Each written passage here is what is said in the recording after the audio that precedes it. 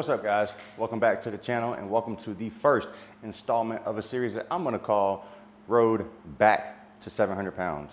So the next 11 weeks, I'll be prepping for a deadlift only competition, and the reason that I'm titling it Road Back to 700 is because I have pulled 700 pounds one time.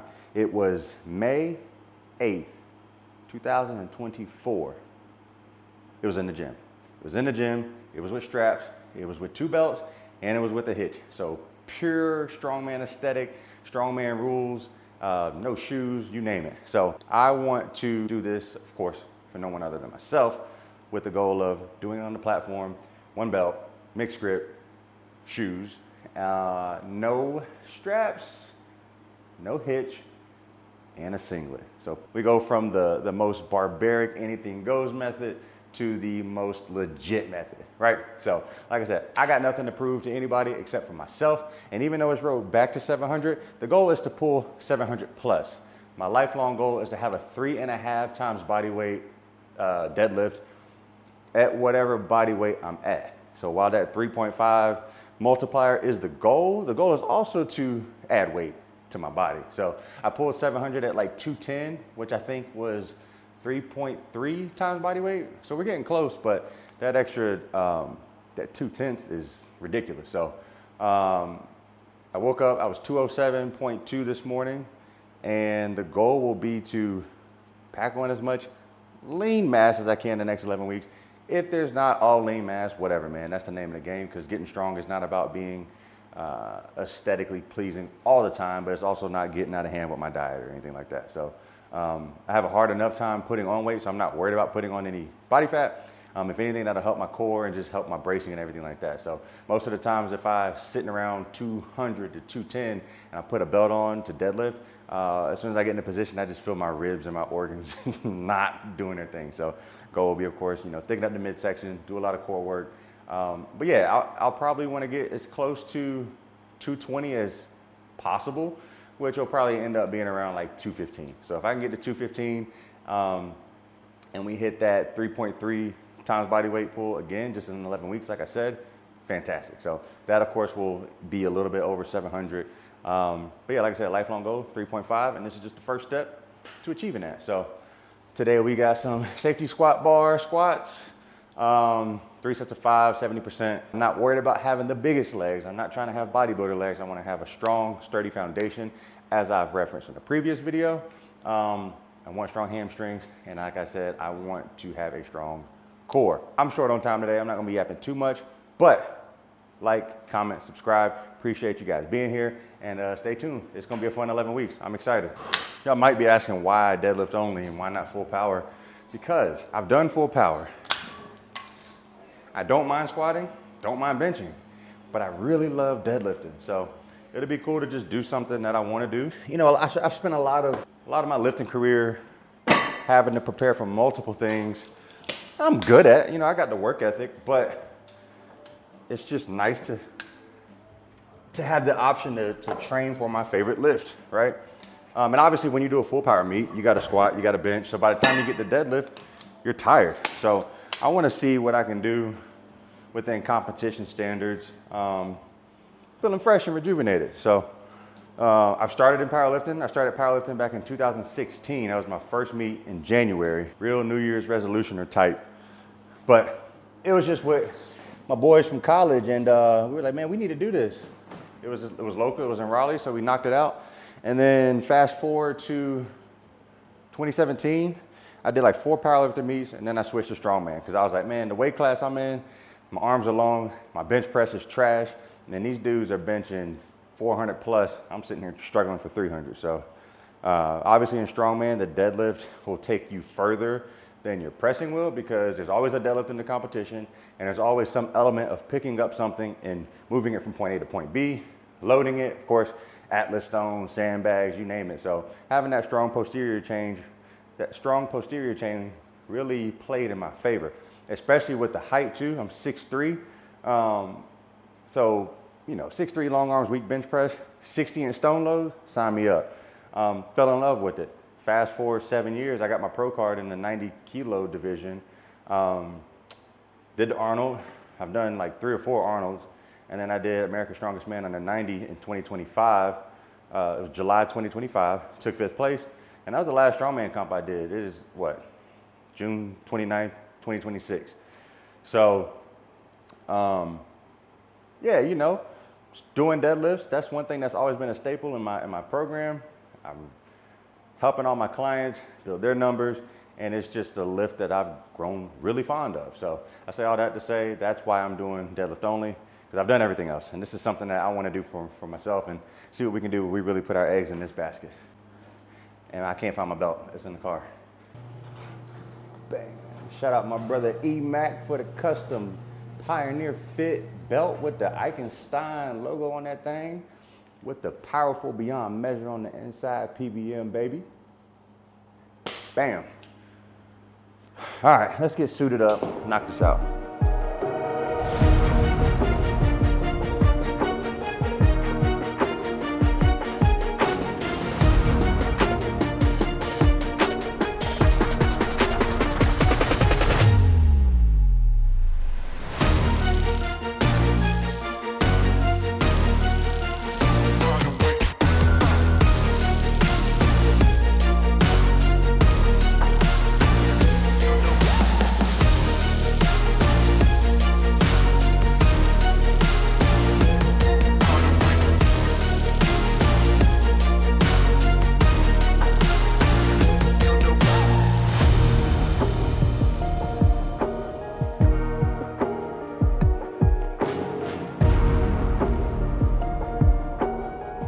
Squats are done. Next, we're gonna stick with the safety squat bar, do some good mornings.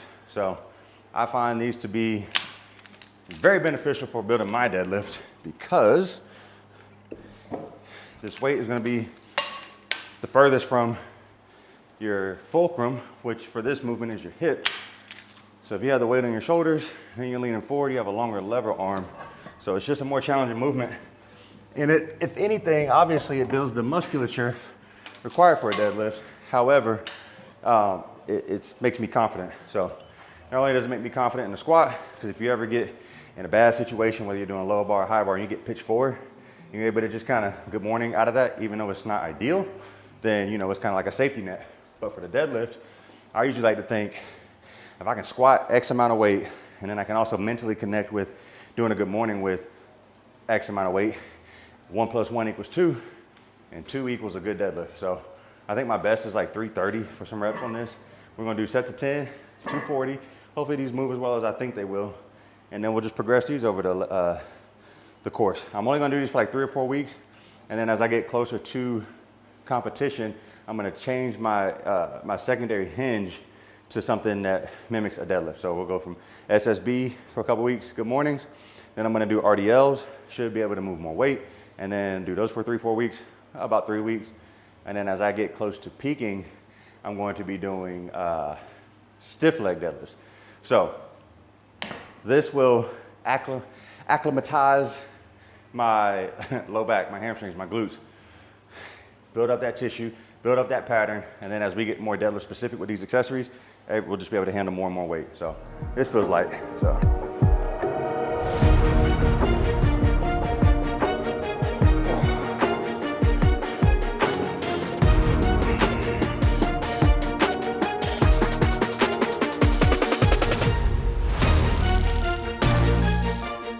So when I'm doing these, the goal is not keeping my legs straight or going as deep as I possibly can and get my torso parallel, because I'm not doing these to build up certain musculature, even though that is a byproduct. We're doing these movements to build the deadlift. So you got to keep that in mind with exercise selection and the mindset behind how and why you're performing the movement. So slight bend in the knee. The more bend in my knee, the less tension on the hamstrings, which will put that emphasis on the glutes, right? So we're going into deep hip flexion, not that deep, but deeper hip flexion than we are knee flexion. So we're gonna be targeting the glutes, keeping a flat back as much as we can. But like I said, if we do get a little swirly and a little bent over, that's okay. We wanna be able to safely, strongly, and efficiently be able to uncoil. Because if you're going for a max effort deadlift, there's probably gonna be times where you're here and you're fighting and fighting and fighting. Some people don't know how to undo this. Ideally, you're not in that position, but like I said, with max effort lifts, you're gonna be in compromising positions. So you wanna be strong enough to get out of those positions safely and effectively. So that's another reason I like Good Morning. So we try to maintain a flat back as much as possible, like I said, but if we start to get a little bit of thoracic rounding, that's okay, as long as we're not getting a lot of crazy lumbar flexion. That's a no-no. So stick your butt back, slight bend in the knees, keep yourself safe, feel the tension in the hammies and the glutes, bam, head to the ceiling, drive that thing up.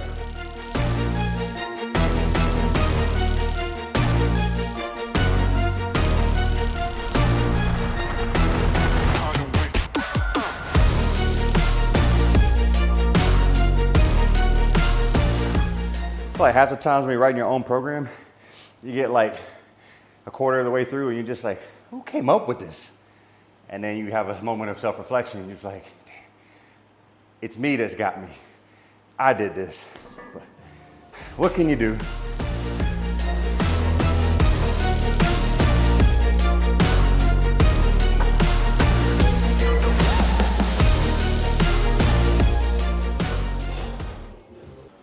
Finally get to rest. I feel like Thanos. I can finally rest. Just kidding, this is about to suck. Hardest part about starting a program is staying humble. Staying in the pocket, as the kids would say. Because even on squats, it's like, okay, cool, I got 310 on there. I could put another plate on there and have 345s and be 330. And then just set myself up to fail for the next 10 weeks. It's all right to just start easy or moderately challenging. Just always leave room for progression.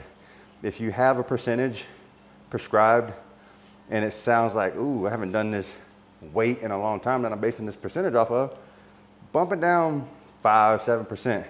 Just make sure it's something that is sustainable and that if it's 70%, even though like some of those reps look harder, I probably could have kept going. But if it's 70%, as long as it's around like that RPE 7, 7.5, leave room for progression for next week. Make sure you can recover from the session. So you can hit it hard tomorrow, and that you can add 5 to 10 pounds the following week or whatever the percentage prescription is. Long story short, stay humble and don't get ahead of yourself. Strength is about the long game.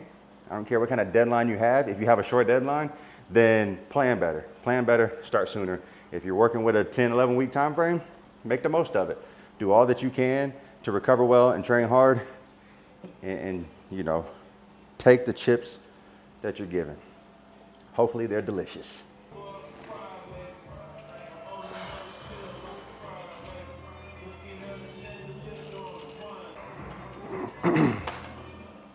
We'll go up.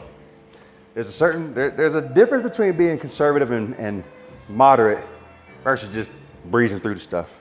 So we'll bump it up. I'll probably leave this in there because it's just me thinking out loud, right? So a lot of times people want to use YouTube as log books or digital diaries, however you want to call it. But whether the camera's on or off, I'm talking to myself. Whether it's out loud or in my head, I'm talking to myself. So that's why we just throw the mic on, turn the camera on, get you some content. That's why people say, oh yeah, film your life is content. And people are like, how? Doesn't necessarily mean go to the grocery store. But if you have the opportunity to just sit there and yap to an audience, that hopefully appreciates the stuff you're putting out, yap away. Everybody spends their time in front of a screen anyway, so put something out there that you enjoy doing. Someone will find the value in it, and if they don't find the value in it, then they'll at least tell somebody else who may find the value in it. But keep going, man. Your people are out there. I lost count.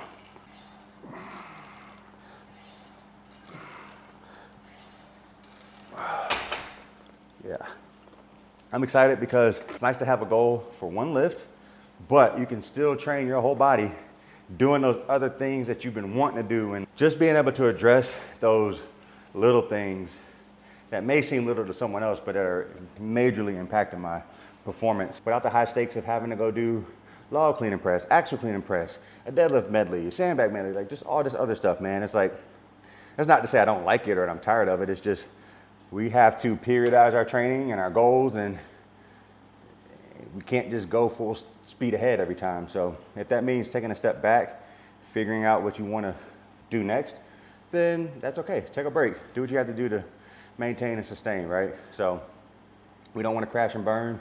We also don't want to lose the love for the things that we do enjoy. And if that means putting it to the side, put it to the side, because it'll be there.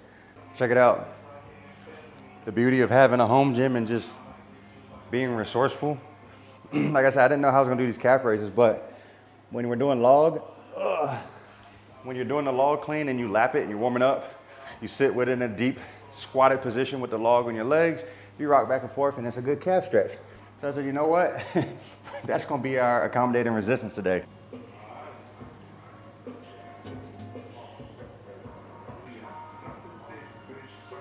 So there, that's my strongman movement for today. I did superset that last set with these weighted crunches. Now it's not even heavy because I have so detrained abs that the slightest weight just causes me to cramp up. So I'm just trying to get the reps in, because even right then, shoot, starting to not look promising. So we probably just do 2 sets here. It's all good.